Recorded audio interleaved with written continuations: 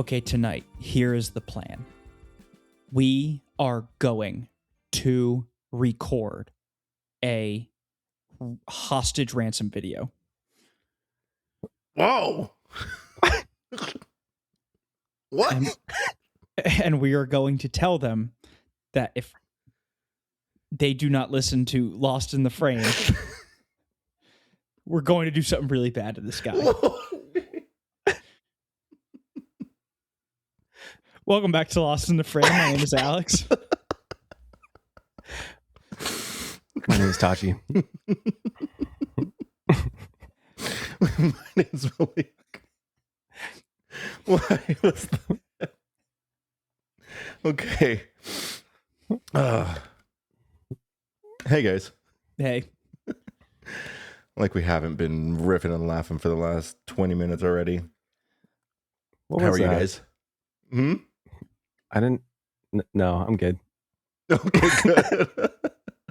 How are you? I think that just got me because Alex is like, oh, what am I going to intro? And then 5 seconds later goes, okay, I got it. And then that was immediately what came to mind was a ransom thing, a ransom bit. I got a lot on my plate. We'll take some of those things off of your plate. Today, we are excited to talk about the movie Sweeping the Nation, Nirvana, the band, the show, the movie, which we saw last night. Yep, we did. And I'm excited to talk about it. Is it actually sweeping the nation? I is. I think it's Sweeping the Nation. Like, I know it's getting good reviews, but I mean, if you consider Letterboxd the nation, it is number 92 all time on the website. wow. Yeah, which we'll talk about. I don't know if it's Sweeping the Nation. It's just sweeping the niche, I guess. It's a good niche to sweep. The nation. I like that. Good. Let's talk about this slate of movie news before we get into Nirvana, the band, the show, the movie, which I'm going to say so many times. First piece of news. This one's huge, guys. Jason Statham will star as himself in a new movie called Jason Statham Stole My Bike. Hell yeah. Directed by David Leitch, who most recently gave us Bullet Train. I'm in. It's going to be really good. Yeah. Ben. I'm in. I'm in. For sure. Opening night. Bullet Train was a real good time. This is the perfect Jason Statham movie. Do you think he's going to steal someone's bike in it? I think he might. Oh, He might. Oh, I stole someone's bike. First trailer for Yorma Tacoon's Over Your Dead Body, starring Jason Segel and Samara Weaving. The film follows a couple who go to a secluded cabin, not knowing that they are both secretly planning to kill each other. Isn't sounds that just great. like the Pina Colada song? If you like pina colada. Are there other lyrics in that song? Yeah, like the whole bit where it's like I took out or I responded to an anonymous like please have sex with me ad. I don't think cheat I've on ever, my wife, and then it turns out it's my wife who put the ad in the paper. She likes pina coladas and getting caught in the rain. I don't think I've ever listened to the full song. Because I think I've only heard the chorus. the Yeah. chorus like is the like anonymous ad. It's like, oh, if you like pina coladas getting caught in the rain, if you like making love at midnight, then respond to this ad. The original Tinder. We're going to do a little breakdown of this song, okay? It's called Escape, in parentheses, the Pina Colada song by Rupert Holmes. Verse 1, I was tired of my lady. We'd been together too long, like a worn-out recording of a favorite song. So while she lay there sleeping, I read the paper in bed, and in the personal columns, there's this letter I read. And then it gets to the chorus that we all know and love. Verse 2, I didn't think about my lady. I know that sounds kind of mean, but me and my old lady had fallen into the same old routine. So I wrote to the paper, took out a personal ad, and though I'm nobody's poet, I thought it wasn't that bad. Verse 3, so I waited with high hopes, and she walked into place. I knew her smile in an instant. I knew the curve of her face. It was my own lovely lady. She said, oh, it's you. Then we laughed for a moment, and I said, I never knew. That's crazy. That's what the song's about. Yes. Weird. And it sounds like it's a happy ending. Who among us hasn't tried to cheat and end up cheating on our spouse with our spouse? It's a very relatable song. For sure. Truly. Interesting. Well, in other news, there's another Mission Impossible in the works. Allegedly. Allegedly. Yeah, supposedly.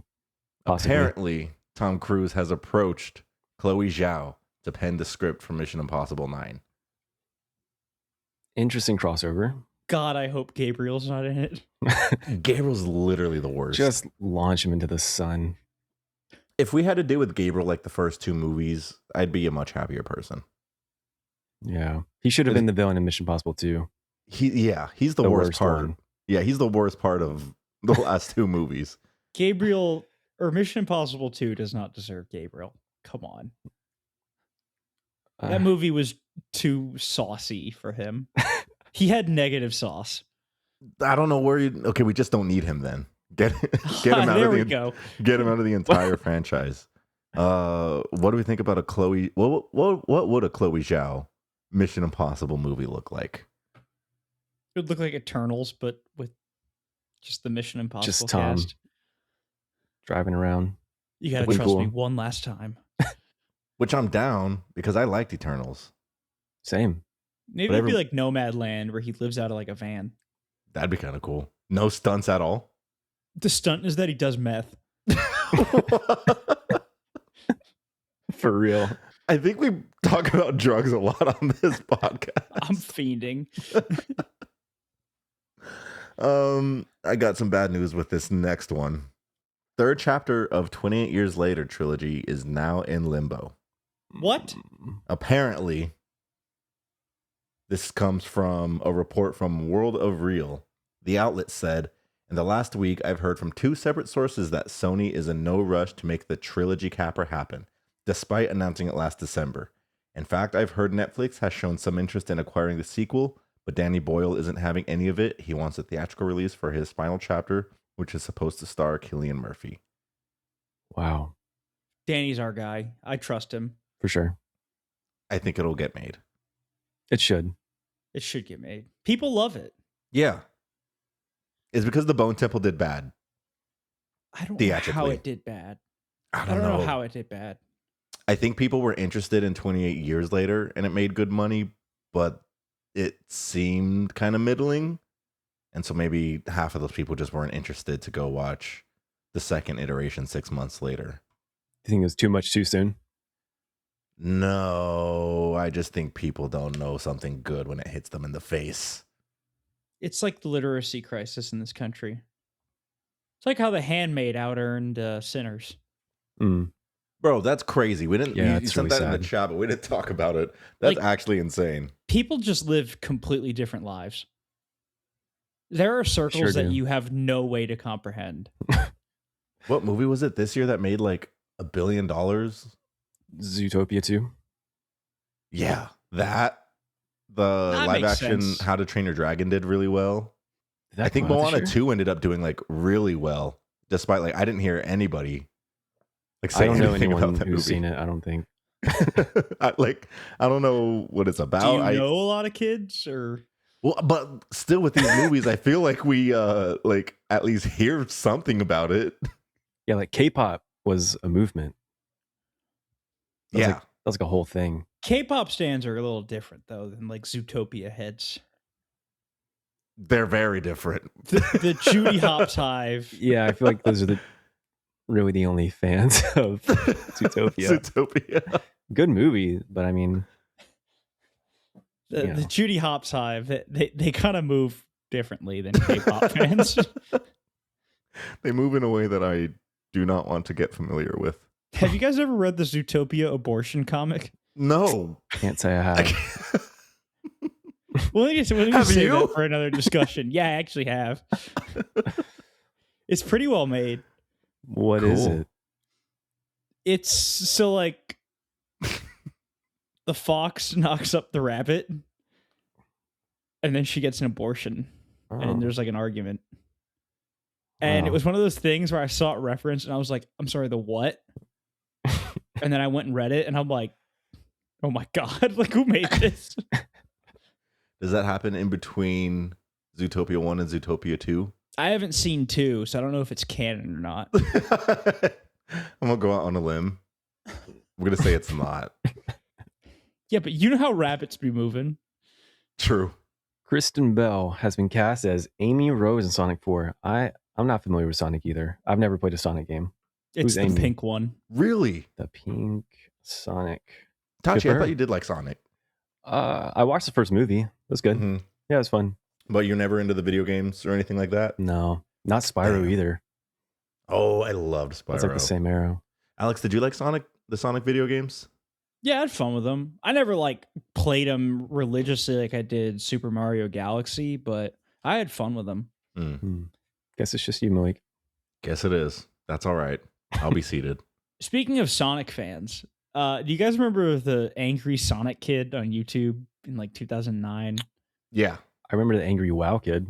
I remember that one too. That With one's the the remote. remote. Yeah. Yeah. Mhm. Yeah, there's the angry Sonic kid. He was like growling and stuff. I wonder what he's up to now. Was it like Sammy Sonic fan or something? I think I saw I saw him on TikTok not that long ago. If I'm not mistaken. He had the glasses and everything. I don't Hope know. he's doing well. I hope he's doing well too. Unlike Plane 2, Plane 2 has crashed. A second plane has crashed. Gerard Butler decided he didn't want to move forward with the film just 2 weeks before production began. So, One, that's awful. yeah. That it could just be scrapped 2 weeks before. That's like jobs lost. That's Because he didn't want to move forward. 2, that line came directly from the discussing film tweet. It started with Plane 2 has crashed. Great line. Couldn't they just replace Gerard Butler and run Plane 2? No, he's like he's the heart of Plane. He is. I've the never plane. heard of Plane in my life. You've never heard of Plane? What's No. Plane? Plane is a movie starring Gerard Butler and the guy who played Luke Cage in the Marvel series. Mm. And the plane crashes in the wilderness, and there's guns, and there's fighting, and there's threats, and there's love. Whoa. So what happens in the sequel? Do they get on a plane and crash again? I don't know. We're never going to know now. Round 2. I was ready. I would have watched it. I saw the first Plane movie. If On you a guys plane. got in a plane crash and lived, would you ever get on a plane again? Yeah, because Yeah, I have yeah. to. I must. I could. Right? Yeah, I think after like at least a few years, I'd be like, all right, we gotta. This can't Surely. stop me. Yeah. Surely it can happen again. Because like statistically, I don't think it would. You'd die for sure the second time. There'd be no way you'd survive the second one. I would just keep like a squirrel suit on me at all times. Or for every flight, not at all times. Every flight. Do you know how much aura I think you'd have if like you went down in a plane crash and lived? You like walked out of the wreckage like pushing sheet metal out of the way. Like I Sean don't think Penn. it's aura. I think it's like survivor's guilt. I'm assuming you might be the only You're one. probably horribly mangled the rest of your life. Saw some real bad stuff. mocking everybody at the funeral. Just like emoting on them. Guys, that's not funny. Stop laughing. Go, Alex, your turn. Okay. The new trailer for Lee Cronin's The Mummy has been released in theaters April 17th. Is this the one we talked about last time with Brendan Fraser? No. Is this like that same franchise, or is it just like a movie about a mummy? This is just a movie about a mummy. This has nothing to do with the Brendan Fraser mummy. Okay. Cronin. It's a little too close to Cronenberg. I might have to Tachi's sit on to this one you. out. This is the guy who directed the latest Evil Dead movie, Evil Dead Rise. I haven't seen it. Alex, did you watch that one? No. Ah, Is it it was good? pretty cool. I liked it. Okay. So I will watch this. I watched the trailer for this and I was like, that looks fun. That looks like a good cast. I only know one person. Good cast. I know that guy. I've met him. Alex, I think you should take this one. Yeah, you wanted this one. It's a big week for Shia LaBeouf. He broke up with Mia Goth. Well, apparently that happened like a year ago. Yeah. And he got arrested in New Orleans during Mardi Gras for like fighting. And then he as soon as he got out of jail, he went back to his uh, bar crawl. Apparently, one bartender said he's been like an absolute menace, and then apparently he bought a house in New Orleans. Yeah, he's like crazy. terrorizing that city right now. He's on the loose. I saw a tweet that said, "If I lost Mia Goth, I'd be doing the same exact thing." I mean, I think as much as we can joke about it, it is sad because I do think he was trying to get sober, so he's like clearly spiraling. Yeah, but do you guys think Mia Goth is into guys who are scared of her? You? I'm terrified. Are you scared of Mia Goth? Dude, she kind of creeps me out, but in like but you want it. Way. She's like one of those like scary ghost videos you used to watch in like middle school and like a sleepover. It's like can't watch it, and it's like, but you're interested. We in gotta watching it. We have to watch. It's like 3 a.m. You're like, I need to see the truth about ghosts. It's like 1:44 and in Spanish. We should take a trip to New Orleans and give Shia a visit. We should. I love New Orleans. New Orleans is one of my favorite cities ever. One of my favorite cities to visit in the U.S. So and much it's hella culture. haunted. Super haunted. Super haunted. Dude, there's some crazy... Okay, so I was in a bachelor party last year, and we did a haunted pub crawl as part of it before we went and got absolutely eliminated. But like the whole time we're going around, and this guy who talks like this and was chain smoking the whole time, and he had like skeleton makeup on him. Great guy. Loved this guy. He's telling these stories, and I'm like, this is all stupid and made up. And I'd go and look it up and be like, oh my God, this happened. Like, this is real. Or at least like part of it is real. Yeah, I do not need to see any haunted place in that town. I'm okay. Why not? Are you scared of ghosts? I'm not scared of ghosts. I just don't want anything to happen. So you believe? We went over this in our like Halloween month, where I don't not believe, but I also haven't had like an actual experience. But I'm not gonna seek it. I don't want an experience. That's valid. I don't need to. You don't want it. I know. Like hearing you guys' stories, that's why I was just like, oh, I don't really have a good story, because you guys had legit stories, and I was like, I don't need any of that to happen to me. So I will avoid it if I can. But it's also super interesting and really cool. I think we should start a ghost hunting show. Okay. Tachi can be the outside guy. I'll just schedule things. I'll schedule your flights. Didn't we say this? Like if we ever get to like 10,000. Yeah, we're going to the Exorcist house in St. Louis. I'll keep my word on that. If we ever hit 10,000 subscribers or whatever, we can go for a couple hours. We don't have to stay the night. I'll quit. We should probably move on. Yeah. Last season news. Please get well, Shia. Martin Scorsese is officially confirmed to be cast in The Mandalorian and Grogu. As an actor? As a Glup Shitto, yeah. He voices King Glup. What happened? They're announcing, like, it's literally, dude, I loved the Clone Wars. Like, I love Star Wars. We've already been over this. They're just, like, pulling, like, old action figures out of the bag and announcing them as being a part of Mandalorian and Grogu. Yeah.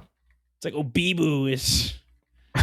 it's here. It's like, okay, he was cool in, like, the one Clone Wars arc that he was in. Like, I don't want him in this movie. Is this going to be, like, the worst... Oh, and then they put there's like a baby Greedo now. Oh yeah. What are we doing?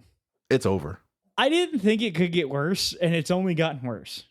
It could always get worse. The movie hasn't even come out yet, and it's probably going to be like a 1-star. We're gonna do an episode on it. We are going to do it. It's such a good episode on it. Did you guys watch any of The Mandalorian? I've seen all of it. First 2 seasons. Okay, I've only seen the first season. 3rd season's horrid. I've heard. It's Well, just pointless and stupid. Will I have to watch it before the movie to understand? Probably, yeah. Because the second, well, have you seen the second season? I don't think so. I think it was literally just the first season that I watched. No. Yeah, you're probably going to have to, and it's slop. Like this, the first 2 seasons are really good, and the way the second season ends, it's perfect. And then they immediately retcon it in the Book of Boba Fett, and are like, "Haha, buy toys." All right. Well, that day is not today to talk about The Mandalorian and Grogu. Today we're talking about Nirvana, the band, the show, the movie. I will read the synopsis and then we'll get into our Letterboxd Love Like Loathe. This movie was released last weekend. The synopsis reads, when their plan to book a show at the Rivoli goes horribly wrong, Matt and Jay accidentally travel back to the year 2008, blah, blah, blah. And this stars Matt Johnson and Jay McCarroll. It does say blah, blah, blah, by the way. Yep. For our Letterboxd Love Like Loathe, I have our 5-star. Alex has the 3. And Yep. Tachi has the 1. Yep. Here's a 5-star and a heart written by Zach. It says in quotes, if you got a best friend, you won't even notice getting older. Aww. Lightning in a bottle is a phrase used in this movie a few times, and I can think of no more accurate descriptor. This is, without a doubt, one of the best theater experiences I've had in a very long time.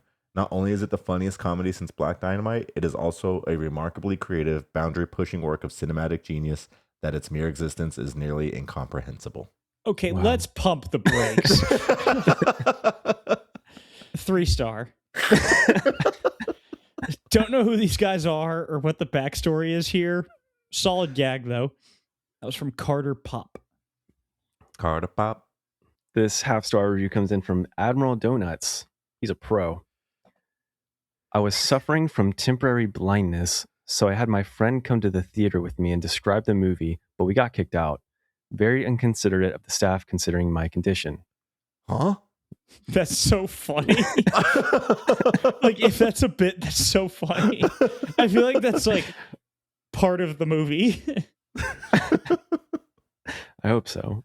All right. I have a couple extra 1-stars that I wanted to read before we get into the I movie. was going to say, I believe you have some extracurriculars. I for do. us. All right. Hit us. This first one I thought was just ridiculous. Says 1 star and a heart. Yeah, once again, another Hollywood blockbuster that has an all-white cast only and refuses to let any person of color star in any meaningful roles. Insanely racist and backwards thinking film. For shame. Is that real? Their username is Ding Dong. So, I don't know. I found their profile. Their favorites are kind of reasonable. What do they have as their top 4? Silver Linings Playbook, The Good, the Bad, and the Ugly, Deadpool, and Sonic the Hedgehog, the movie from 1996. Let's go. All right, here's 2 more. Kim Jong-un has always been right. The only thing Canada ever invented worth keeping is basketball. Did he say that? I don't know. I don't know either. All right, now. I wanted to bring this one up. The review isn't bad, but I took the liberty to go on this person's profile, and we're not gonna dox anybody. And I just wanted to comment on it because this just seems like a person who just does not like movies. Mm-hmm. So whenever I see it, I'm like, what are you doing on the movie app? I think you hate movies. Why are you watching them? The review says, excruciating. Second theater walkout of 2026. What was the first? And that piqued my interest. I was like, we are halfway through February. We're a month and a half in. You're walking out of the theater this often? Who's walking out of the theater? crazy. Theater's expensive. It is expensive. Here was their first walkout. It was a 1-star of The Moment. Whiny, insufferable crap. First theater walkout of 2026. Arm flex emoji. That actually seems reasonable. A little bit more reasonable, sure. But out of 1,200 movies, they only have 16 that are rated 5 stars. Their curve is so touching.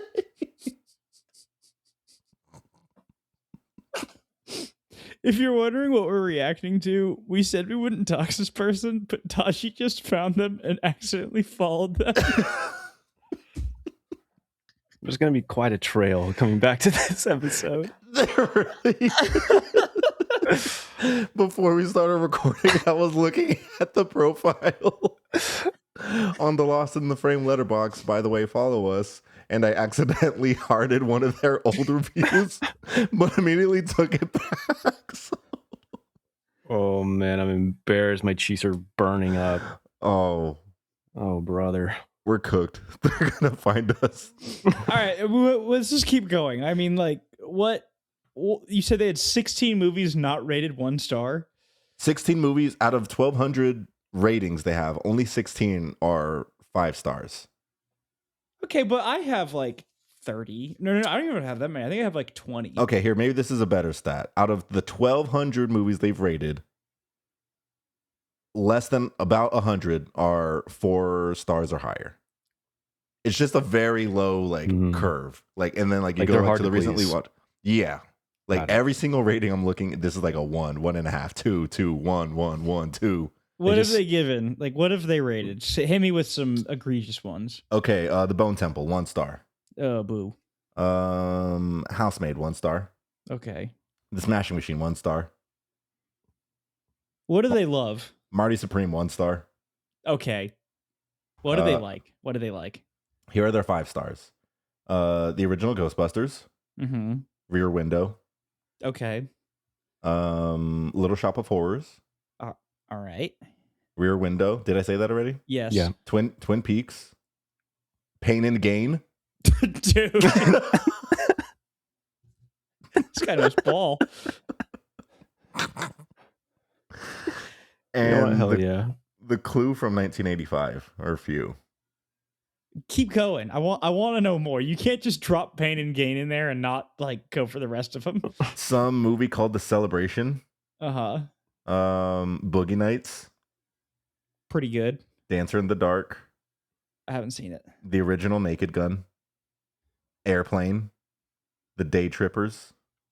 I gotta go follow this guy. It's just, I mean, what an eclectic taste. It's crazy, right? You're hating some stuff, and then you're liking. I mean, I just thought it was a really interesting profile. yeah, it's super. I want to get Indeed. to know. Let's have him on the pod. We will not dox you here, but we'll reach out personally to get you on the podcast. I can't wait till Letterboxd has a DM feature. I think it'll destroy the app. I think that'll be the end of days for the app known as Letterboxd. No, the end of second we days is get when it DM. does the dating thing that people keep asking for. The dating thing. What? Isn't People that keep- like a gateway? Isn't the DMs like a gateway into the dating thing? But people keep asking for match me up with someone based on my movie taste. Oh, Oh. You gotta be down horrific to want to meet somebody on Letterboxd. it's no different than the other ones. I feel there's more of a niche interest. I But, think it could work. Maybe. Guys, let's get back to Nirvana. I forgot what we were doing. I did too. I'll start with this. Do you guys have any history with Nirvana, the band, the show? Did you None. know about them before? None. Same. Apparently, it's very Canadian. I figured that much. What's funny is my parents actually are in Toronto as of today. Oh, Funny coincidence. they can go to the CN Yeah, they tower. can skydive. That was a terrifying sequence. That was awesome. Oh my god. Was that real? It wasn't Them real. I don't know if them jumping off was real, but them filming and being up there on the CN Tower was real without the permits.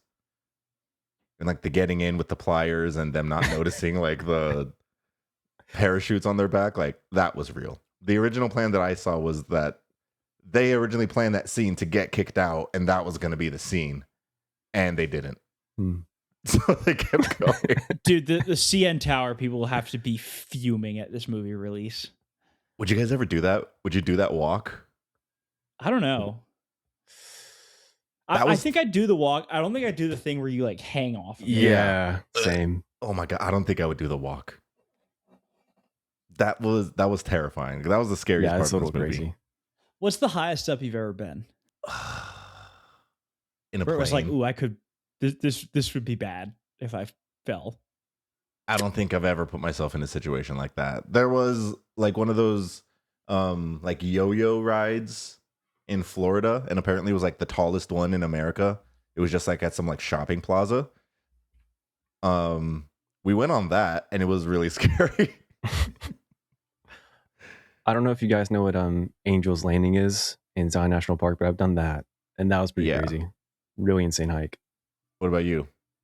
I think the edge of the Grand Canyon. The edge? Yeah. That's You crazy. like stood there? My knees are literally like weak right now. I'd have to crawl to the edge and Yeah. barely peep over. I was also in like middle school, so I probably thought like, I'm indestructible. Anyways, what did you guys think of this movie? I don't know. You don't know. Still, I don't know what I think about it. It's just like it was kind of like a fever dream, Uh-huh. and I just was like, what? Like the whole time, you know? What the wow, Tachi? I loved it. I had a Okay. really awesome time, Yeah. even though I was sitting alone. Yeah, I know. I wish you were sitting next to us. Oh, it's okay. No, I really, really enjoyed this movie. It touched me. Did it really? Yeah, I thought it was really special. I also really enjoyed this movie. I was hooting and hollering in my seat. Mm-hmm. It's fun. It felt like a cartoon. It felt like a live action cartoon for its entire runtime. And I'm very interested to find out more about these boys. They have piqued my interest. And we had a great audience with us. It was really good. Yeah. Yeah. Highly recommend seeing this movie in a full theater Mm-hmm. if you can. Yeah, that was sick. Because I feel like the jokes were hitting, like Everybody the was vibes in were on good. it. Yeah. Yeah. So I also knew nothing about Nirvana, the band, the show. The first time I'd heard of it was it had its premiere here in Austin last year at South by, and I heard it had been getting like great reviews. Like every festival it had been to after that, it was just getting like great reviews. It was like a lot of people's like favorites after like a festival, and so that was all I knew going into it. I know Matt Johnson from his previous work on the Blackberry movie, which I really enjoyed. And I just didn't look up more about Matt Johnson after that, but he seemed like a funny dude. After I watched the Blackberry movie, there was some video he did on YouTube with Letterboxd where he was roasting people's profiles similar to how we just did. Instead of like going through the Blackberry good reviews and being like, oh, thank you. He went through all the like 2-star and 1-star reviews and then would go on their profiles and legit just roast them. So that was like my first experience with Matt Johnson. I was gonna say I didn't know he was director of Blackberry until about an hour ago. So that was pretty neat. I thought like this was like Blackberry. his first foray into, I guess, a bigger scope. Yeah. So yeah, I mean, one of the things that I wanted to call it because I found out today because I was listening to the songs used in the soundtrack. That song that Jay was playing when he became big. Yeah. It's like actually his song, and Mhm. it's like on a real band that he's in like a duo with. What is the name of the band? Oh god.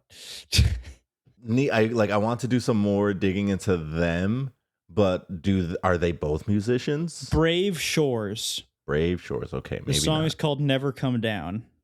Do do do do do do do do do do do do. Alex, what doesn't work for you in this movie? I don't know. Like it just I feel like there was a lot of plot, and I feel like there maybe shouldn't have been. Because when this movie's humming, it's really going. Uh-huh. Like burst out laughing. But there was a lot of time in between where I'm like okay, like let's I get it. Like I feel like the movie was like very light on plot. And the plot that it did have obviously was like banking on knowledge of Back to the Future. That's how I felt. Like I think they had a very simple premise, like, oh, we want to play at this place. We didn't really Ridley. know what they were gonna play, other than like the opening like 5 minutes, like just like that little intro he does. But, like other than that, like I don't really know like what their full goal was.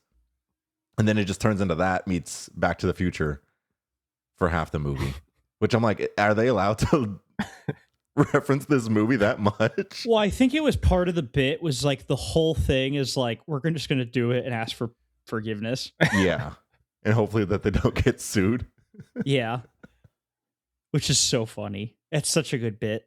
The whole thing just felt like a really long bit that even though we don't know any of the lore of the YouTube web series, like I feel like we get the gist of their humor and their friendship. Mhm. And I'm sure like knowing the lore makes it that much better. But like I had a really good time with it and I really like it. I knew nothing about these guys. Same. I can only imagine what it's like knowing the lore going into it. And going back to their set for a second, I have 100% faith that they didn't have a set. And I think they only had that one song.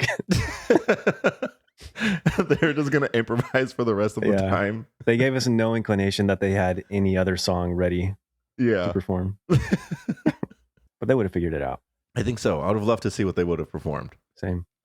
You had mentioned that this was heartwarming. What touched you about this? It just made me really want to live without regrets and just hang out with my friends and have fun. I don't know, not take things too seriously. Made me cherish my friendships. I think you should take gun safety seriously. That's a good point. That's a really good point. Many good life What were you lessons. saying though? Continue.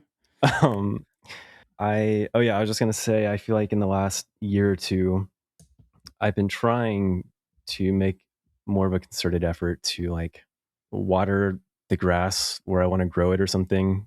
But basically just like try and foster my friendships, put more effort into talking to people and hanging out with them. And I don't know. So I guess this movie just came at a good time. That's sweet. I think it hit for me for some of those same beats too. Like the review that I was reading, it's like you won't be able to tell you're getting old, like if you have like your best friend. Like that was so sweet. Yeah. And I think the movie, though funny, can be endearing in the couple times when it wants to be. And I think it really worked. Me too. You're saying all this and you're moving. That doesn't mean I don't love you guys. I think it says something loud and clear. You're right. I'm trying to get away from you. I cannot be near. 45 minutes is too close for me and you. That's way too close for me. You're going to be in California thinking you're safe, and then you're going to wake up one night, you'll be like, he's getting closer. I can feel him. I'm in like New Mexico. Alex is your It Follows like entity. He's my AIDS allegory.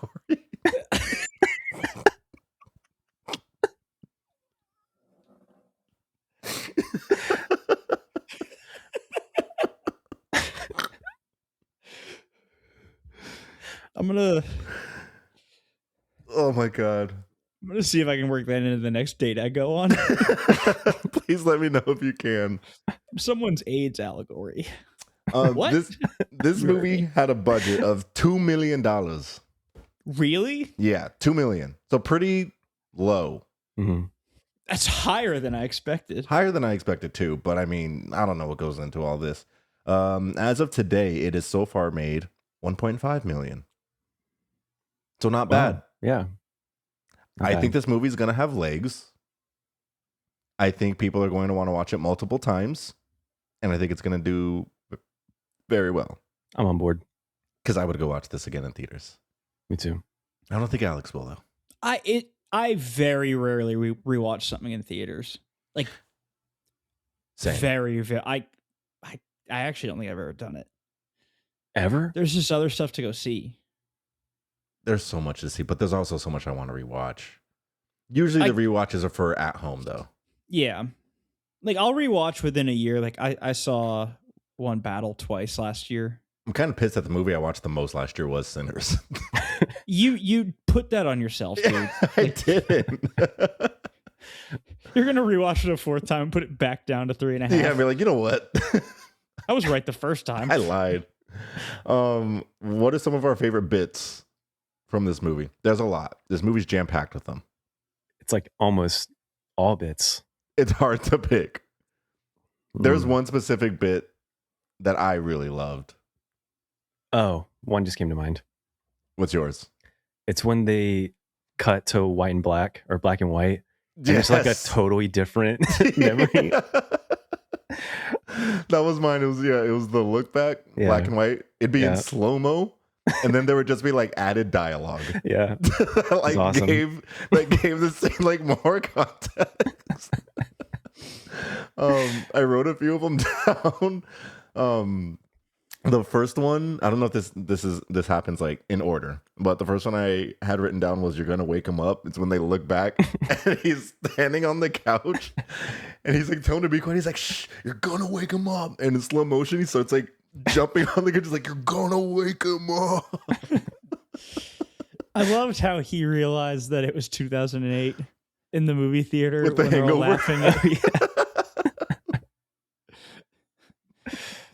The way everyone's laughing at it like it's the first time they're seeing it. He's just a goof. The Hangover came out in 2009, Whoa! but it's okay. I think you got the point across. Another black and white I liked was why would you want to go back 2 days in time? He's like, spilled wine on my pants. Might have killed someone.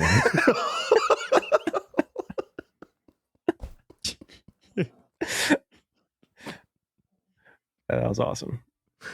And then the last one I have is when Matt goes to meet Jay at the meet and greet. Do the look back, and he has him by the shirt. He's like, "You're gonna rip my shirt." That's good stuff. That's rich. Oh, those had me dying. Mm-hmm.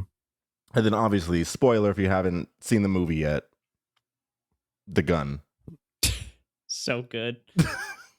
Funniest bit of the whole movie. The theater was like loud. Yeah, they died. The long ass cable, was that real? No, there's no way. Part of me wanted It to feel like seemed- it was real. At least parts of it. yeah. By No, I the totally- electric box, it definitely wasn't. I totally get what you mean. And like I'm watching it and I'm like, okay, there's no way it's real. But I'm like, the fact that I'm having these thoughts, Right. I'm like, similar to like The Revenant, where we're like, this is movies. Mm-hmm. On like the other side of that coin, like this is movies to me. I'm like, oh shit, like how are they doing this? Right. Are they allowed to do this? It's that for an hour and a half. And I think for that mere fact is why I really appreciated it. That sentiment is like what I felt a lot in the second half with the time travel stuff and how they were weaving the old footage with the new footage. That was so cool. Was so cool. I love that. So it was a bunch of footage that they originally shot 17 years ago and like put themselves present day in that footage and just like had it like match and work was just really, really cool. Yep. I mean, there were long sequences too. They were.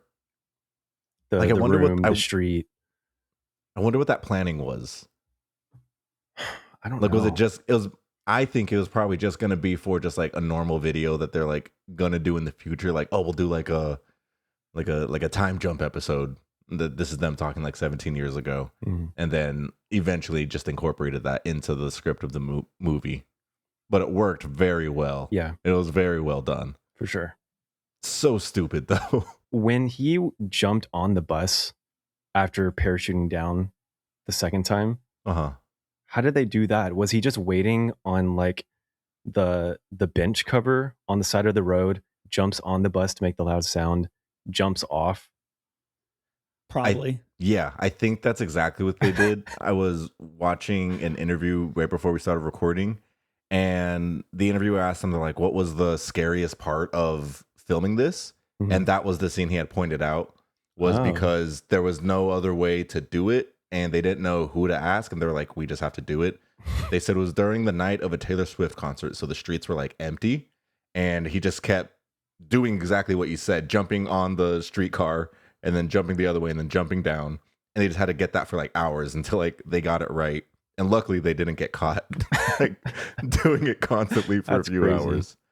But yeah, that's exactly how they did it. Okay. That's incredible. It seems like that's the entire web series too. It's a little bit of plot incorporated with like quote unquote pranks in the public. Does it win best stunt at the Oscars in next year? That's a new category we're getting, right? Yep. Ooh, that'd be cool. Landing on the I top of a moving thing. I The want to roof. know if anyone actually jumped from the needle. Sure, somebody has. That seems terrifying. Not for me. You should jump from the needle. Face your fears. Actually, it's the CN Tower, not the needle. The The needle CN Seattle. Tower. Yes, Sorry. you will be. The Canadians are think- coming for you now. What was the whole thing with the mansion that you sent earlier? Oh, okay. So the scene in the movie of Jay shooting one of his Yeah. crewmates was like intercut with real footage of a crime that happened in Toronto, but it was at Drake's house. Drake, the Canadian rapper. I think there was like an actual shooting, and Matt was saying that they saw it on the news and they were like a few minutes away, and so they rushed there to try to get like real footage of like the news crew happening. Yeah. And yes, in real life they showed up in the background of like an actual newscast, camera in hand, Wow. and Jay like walking around. But That's awesome. yeah, so it's like technically that's BTS right there. That's so funny. I like the score. I was paying attention this time. Score's good. Yeah. Real good. We had a couple seconds of the Back to the Future theme. Mm-hmm. I really want to know what's going to happen with that. It's probably just enough to not get a copyright Yeah. strike where it's like 'Cause it was fair like- use. It was on and then it was off, and I was like, that's so funny. He looks at the camera, he's like, if you're watching this in a theater, like it might be one of the last times. The special effects were working for me too. The the lightning crackle on the windshield Yeah, was pretty clean. that looked good. I like the effects they used to make it 2008, Mhm. as well as the future. We had Jay in place of Chris Rock during one of our favorite moments ever. Richard. He says, "Uh-oh, Richard." I couldn't believe that actually happened. Uh-oh. We had a Anthony Fantano cameo. Apparently the second cameo this month. Because he was in For- the moment. Oh, he's busy. No way. Yeah. Wow. Do you guys want to try orbs? Orbs? Or- Orbits? Whatever it was called. Orbits? Yeah. I'll I've try had anything. them. Well, not anything. Touch, you haven't had them before? No. I haven't even heard of them. Ah. Wait, you have had it before? You've had I've the had it drink before. Where? Yeah. The drink The drink. Where? with the beads in it. Yeah. Well, it was like Bees? boba. Oh. Boba doesn't count. But it was similar to boba. Oh. Like I remember them being around because I think they were right where they did stop making them in 99. So I was like 4. That's like, and it was a sugary drink. That's my stuff as a 4-year-old. I'm like, yeah, give me that. I want that. We're at the grocery store. Would I try one now? One that is 27 years old? No. Could that like damage you, do you think? Probably. Most likely. Let me see if they have any on eBay. Orbits. Ugh. Oh, that looks so bad. There are 2 unopened for $120 on Etsy. Those are probably going to shoot up in price because of the stuff. Do you think so? The movie, baby. Probably. At least a little bit. There's a Reddit thread. Someone found an unopened Orbits drink at Goodwill. Oh my gosh. That's crazy. I didn't know Goodwill carried food. Never get food from Goodwill. How do we feel about this being number 92 in the Letterboxd top That is 250? insane. Okay. But let's zoom out. No. No. What your 5-star review said was absurd. Like, I'm going to be real here. I'm not like a snobby person. I got some very, like, air quotes, bad movies that are highly rated on Letterboxd. Okay. This is not groundbreaking. This is like saying literature is back and you're waving around a Colleen Hoover novel. I'm dead serious. I know Like, you are. Look, this is a fun movie. It's funny. I laughed. I had a good time with it. It's very well made for what it is. But I think to be like a great film, there needs to be like, there's like a level. There's levels to this, you know?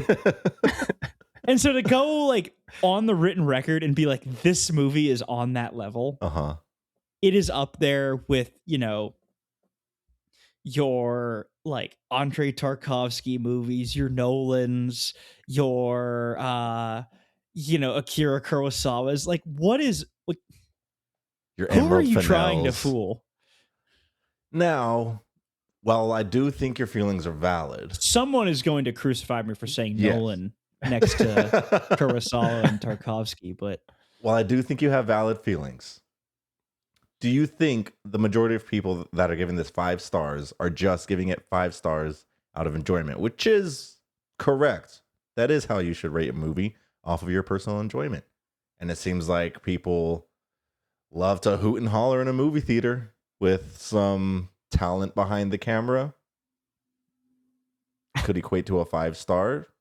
It's not groundbreaking. Yes, I agree with you. But I think what it does right. But I'm does specifically right. addressing what that guy said. Okay. If we're addressing what that guy said, sure. But I don't think I'm surprised seeing it end up that quick in like the Letterboxd top 250 because It is also, I will say, it's going to fall out fast. Like, there's no way it stays that high that long. Like, Sinners debuted really high, and I think Sinners is middle of the pack, bottom now on it. Where do you see the Letterboxd top 250? I'm curious. So you go on the list that says top 250. Oh, thank you. Okay, top 250 narrative. It's the featured list. Yeah. If you go on like a movie and then It's- scroll down, it'll say their place if it's on the list. It's now number 92. That's what I said today. Oh, I thought you said 97. I said 2 because you know, maybe if you cared about me, you would listen. I do care about you. Okay, look, number 250, the rating curve is 4.2. So you just have to stay above a 4.2. Which for this movie, I don't think that's impossible. Same. I think the average rating so would be like a 4. To get a little meta, the way Letterboxd does their algorithm, it's weird. Like how, like, because there are some movies that are like, there's a couple Brazilian movies that are really, really highly rated, but they're lower on the list because their 5-star ratings are way less. Because for a while there was like 3 Brazilian movies in the top 10, and none of them were City of God. It was like Central Station, A Dog's Will, and like one other, I think. But no one outside of Brazil had seen them. And so Letterboxd like changed some geographic rule to where like if it's only from one spot, then it like de-weights it. I think I it's never been like released, but this is what people thought because it was a big deal because there were some purists who were like, look, if Central Station and Dogsville are rated that high, then they should be that high. It doesn't matter if it was all from Brazil. That was their argument. I see both sides to it. I see both sides. So I think, so just like rating and then just amount of people. Yeah. Which makes sense because like our short film has like 5 reviews and they're all 5 stars. I mean, we're the number 1 movie on Letterboxd. It's like a perfect 5. So by that logic, we should be the number 1 on this top 250 list. So, I mean, but here's my point. Let me list some of the movies that are around this movie in this list. And okay. Does it really, like, what is the sore thumb? Wong Kar-wai's In the Mood for Love. Dune Part 2 is 85. Paris, Texas is 87. Good Will Hunting is 89. Old Boy is 93. One Flew Over the Cuckoo's Nest is 95. Seven is 96. Rear Window is 97. Inglorious Bastards is 100. At 92 is Nirvana, the band, the show, the movie. As it should be. So these are more flaws within, I think, just the rating system of Letterboxd. Because I think most people would agree. They're just like, okay, no, like on a technical level, this is not near 7.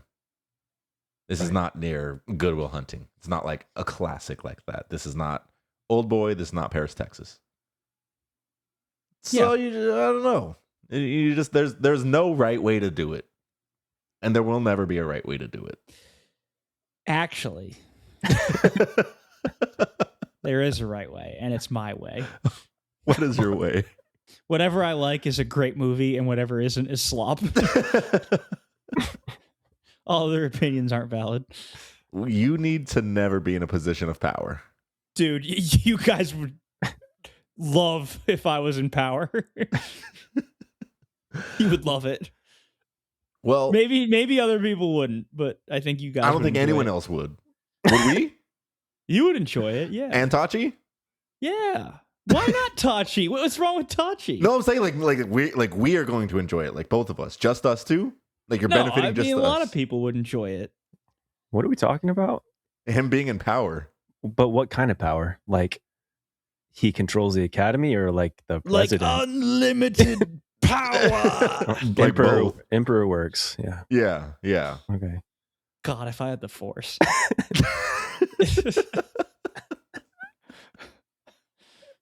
I don't even want to know what you would do. I'd fix things. Starting with Letterboxd. I'm going to say starting with the younglings. They gotta go, dude. Well, I had a great time with this movie.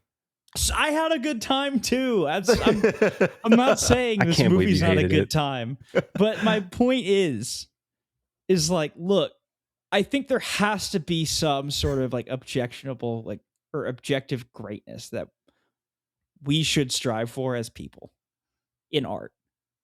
Because if you just are like, I enjoyed this is the best, then that's how we end up with, well, what we have now. True. So we're trying to diagnose a much larger problem here. Because I agree with you. I think that I can fully enjoy a movie the way I did this one and then not give as glowing a review as that first review we read was. So are both of you of the opinion that like let's say they're talking about the editing is like this, unbelievable achievement? Would you disagree? Well, not disagree that is unbelievable, but like great. Like if you break, like your question is, if we break down like the technical aspects of the film, would we still constitute it as great? Right. Some things, maybe not great, but like good. Above average for what it is, certainly. Yeah. It's really good for what it is. Mm-hmm. But in the context of like all movies. Yeah. Makes sense. So like I thought the VFX work was really good. It was seamless. The cinematography for what it is, for being part of the bit, I really appreciate. He says, "Oh, we can't go out there. We look at the cameras. The guy looks like he's from the fucking Matrix. He's like, we got to use an old camera, and that's the way to like get them to use the old footage." I think that's great. I love that. I don't know. Yeah, I guess the context. That's the context of the conversation, I guess, matters. Got it. So then, are we ready for scores?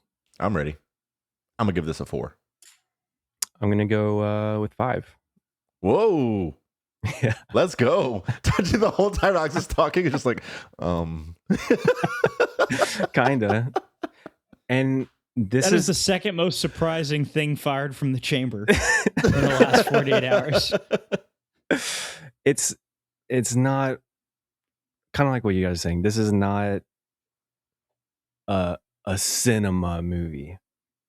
It's just a movie that really happened. I don't know, just happened to make an impact on me. Yeah. At the time that I'm watching it, and it just, I don't know, made me feel really good. I get it. And I could easily rewatch this movie. Yeah. Rewatchability is a huge part of the 5 score, and I think this could definitely be rewatched. I think it's very possible I go back to the theaters to watch this soon. Alex, So, we all Alex. have these movies where it's just for some reason we love them. Snack Shack is that for me, where it's like there's no reason I should think it's that good. Like Snack Shack rips. It does. And I really enjoyed Nirvana, the band, the show, the movie. I laughed. I liked it. I had a good time. 3 out of 5. Wow. Wow. Drinking that Haterade. It is just one of those movies. And then they went on their separate ways and never talked again. Yeah, quick announcement. I'm also moving. Wow, so we have a Yeah. 3, 4, 5. That is kind of surprising. Yeah. A wider range than I was Than normal. expecting. Yeah. But I think that's good. I think that's I good think for it's the good too. brand. Yeah. This is healthy. This is healthy. We need to fight more. We need to have personas like, you know, I'm the cool, handsome guy. I'm not laughing because that's not true. It is. But like, that's all of us. We can't all be the cool, handsome guy. Yeah, but one of us has to be the coolest and the handsomest. It's what's the Greek myth? Who's the guy? It's the prince Paris with Athena, Hera, and Aphrodite. And it's like, which one of us is the most beautiful? And then, like at the end, Paris gets turned like a newt or something. Because he didn't choose. He chose wrong, I think. So there is a right answer then. What? Let me. Okay. Hey, listener, leave it in the comments. Who is the most coolest and who is the most handsome? Go I look at our call- Instagram. Our I call faces are there. tallest. You call being the tallest? Yeah. Unfortunately, that's me now. that's not how that works. I'm officially the tallest member of Austin Parade. Congratulations. Thank you. Wow. That's awesome. We will not reveal who is actually the tallest. There's not definitive proof on Instagram. Don't Yeah, look. there's not. Oh, wait a minute. Yes. Is Paris the same guy who kicks off the Trojan War? Yes. I don't know. Yes. Yeah, he's Am I even thinking of the right guy and the right myth? No, that's got to be wrong. Okay. Hera, Aphrodite, Athena, myth. yeah, Paris It is steals Helen of Paris. Troy. Paris kills Helen of Troy. Okay, no, okay. So that's what happens. That's how it ends. He takes her from Greece to Troy. And then what, Alex? The Judgment of Paris is a story from Greek mythology, which is one of the events that led to the Trojan War, and in later versions, the foundation of Rome. Eris, the goddess of discord, was not invited to the wedding of Peleus and Thetis. In revenge, she brought a golden apple inscribed "To the fairest one," which she threw into the wedding. 3 guests, Hera, Athena, and Aphrodite, after some disputation, agreed to have Paris of Troy choose the fairest one. Paris chose Aphrodite, she having bribed him with the most beautiful mortal woman in the world, Helen of Sparta, wife of Menelaus. Consequently, Paris carried Helen off to Troy, and the Greeks invaded Troy for Helen's return. Spoiler for the Odyssey.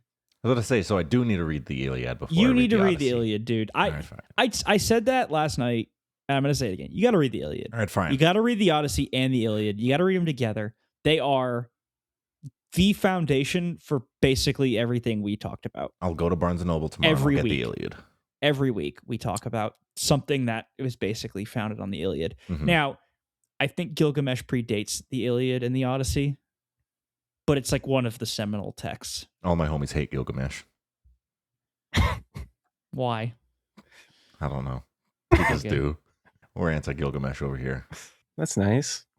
Well, that was a beautiful way to end our Nirvana episode. Wait, which one's first? The Iliad or the Odyssey? The Iliad. The Iliad. The Iliad's the Trojan War, and the Odyssey is Odysseus coming home from the Trojan War. Got it. Okay. We're doing some pre-work before the Odyssey. I can't believe you haven't read it. I've read it, but I read it in high school. That doesn't count. And You're right. I also think it doesn't count. And that's why I was just like, oh, you know what? I want to read the Odyssey before the Odyssey. But I was like, I don't know if I need to read the Iliad. And then I told you that. And then you said, you idiot. You do need to read it. And then now you're doing it again, but publicly. So It's I will. like watching Empire Strikes Back without having watched A New Hope. Still a good movie. It's a great movie. You just don't get the references. Luke, I am your father. Like, Who's Luke? who is that guy? That guy's black. Anyway, go watch Nirvana, the band, the show, the movie. I'm sure you have. Go watch it a second time. Anything else from you guys? Rate how you wish to rate it with your heart. Rate how tall you was think English. I am. Put in the comments, how tall is Tachi? I'm the tallest here. 6'7". All right. Thank you so much for listening. Have a good night. Goodbye. Bye.